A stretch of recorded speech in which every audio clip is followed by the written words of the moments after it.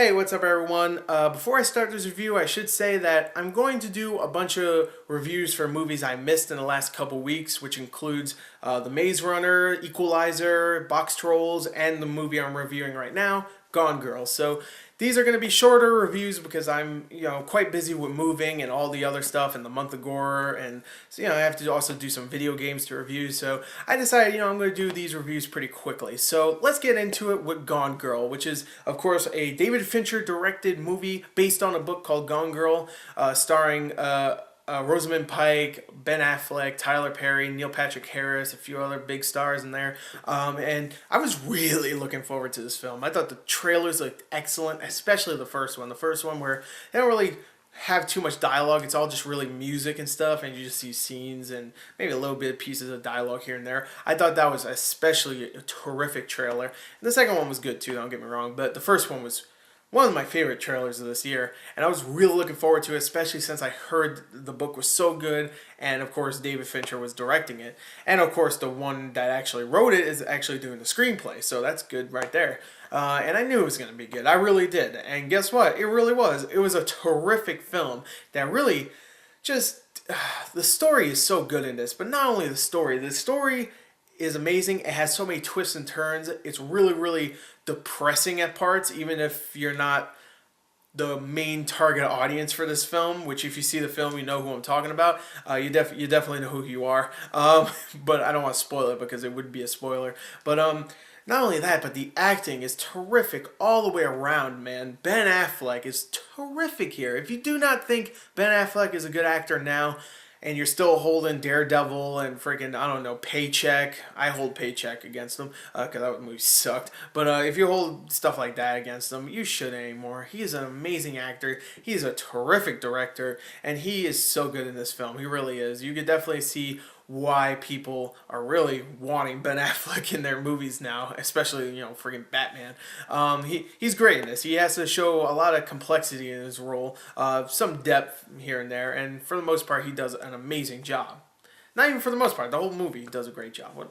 Screw that. But Rosamund Pike, oh my God, she is terrific in this role, and I really can't spoil anything about her character because the movie is about her character disappearing out of nowhere and everybody thinking Ben Affleck's character actually killed her because they were married. And there's a lot of proof that is going against him and stuff. I can't spoil what happens, but let me just say there's a lot of flashbacks being used, so even if she dies, if she doesn't die, she's in the movie a lot. Her presence is always felt, and she narrates the movie most of the time.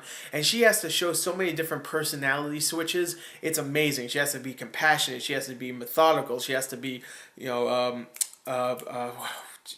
what's the word I'm looking for? Not compassionate, kind of like slutty. Not slutty, but oh man, you know what I'm saying. Just whatever, screw it. Anyway, she has to do all these different personality switches, and she does an amazing job here. She truly is terrific in here, and I can definitely see her getting an Academy Award for her role in this film. I can even see Ben Affleck getting nominated, definitely. But everybody else does a great job as well. All the supporting actors, including Tyler Perry. I'm very surprised to say Tyler Perry not only is likable, but he was actually probably my favorite character in the film. Whenever he showed up, I was like, oh man, it's Tyler Perry.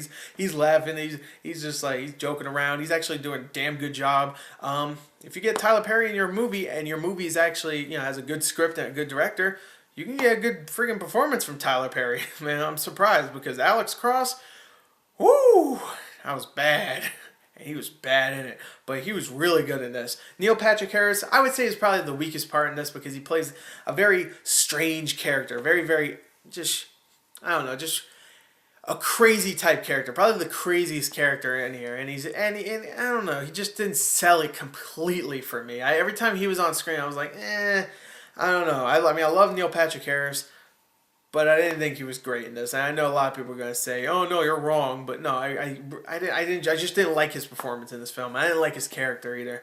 But don't get me wrong, there's going to be a lot of characters in here that you're not going to like, especially one. There's one character that at the end of the film, I was like, "Oh, screw you." Oh my God, oh, I hate you so much.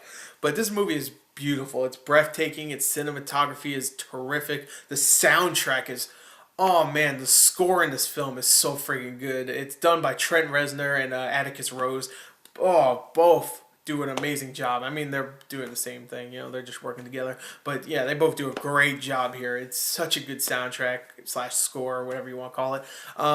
I loved it. I thought this film was terrific. Performances all the way around were great, except maybe not Tyler Perry, Neil Patrick Harris. I thought the cinematography was beautiful. I thought the story was just compelling all the way throughout. It's very interesting, really entertaining all the way throughout. It has a dark sense of humor. I mean, the humor in this film is pretty damn dark, but it's actually really funny. There was a lot of times where a lot of people started laughing, and yeah, and it was a pretty funny movie. It wasn't unintentional, it was intentional, and it really did work. There's a lot of really funny moments.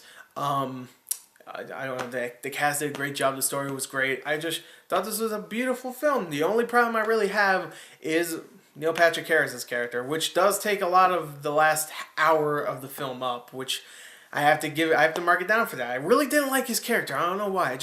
I really, no, I mean, I know why. I just didn't like his character. I really didn't. I didn't have fun when he was on screen. Or I wasn't interested either. So I'm going to give it a 37 out of a 40. I love this film. Gone Girl is amazing. You have to go check it out. It's one of the best of the year. I'm going to try not to give everything a 40 out of a 40 because I give a lot of movies that. But hey, I love film, and if I go out of a film going, that was amazing and I loved every second of it, I'm going to give it a 40. I don't care. But you know what? This one, Neil Patrick Harris brought it down for me. So I'm going to give it a 37 out of 40.